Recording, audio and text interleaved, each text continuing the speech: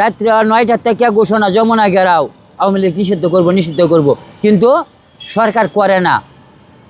যখন শুনছে আওয়ামী লীগ নিষিদ্ধ করছে, ঘোষণা হয়েছে, তখন মামুনুল লগায়া এই শাহবাগে বক্তব্য দে হাসনাতের লগা হাত মিলা। হ্যাঁ, তোমরা যে কত বড় বিষাক্ত সাপ, একমাত্র শেখ হাসিনাই চিনছে, জামাত চিনে নাই। জামাতে মনে করছে আমাদের লোকের দরকার। আরে জামাতের ভাই, ওরা কিন্তু লোক না, ওরা মানুষ বলতে ওরা মানুষ না। আপনারা কি খবরের কাগজে দেখেন না?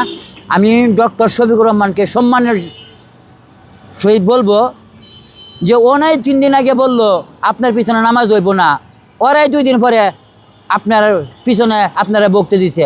কিন্তু আপনার খেলাইছেন ঠিক, যেটুকু আপনার কাছে গেছে, ক্ষমতা পান আর না পান, যে বলছেন আপনার পিছনে নামাজ পড়লে নামাজ হইব না, সেই আমার চোখে দেখছি আপনার স্টেজে গেছে।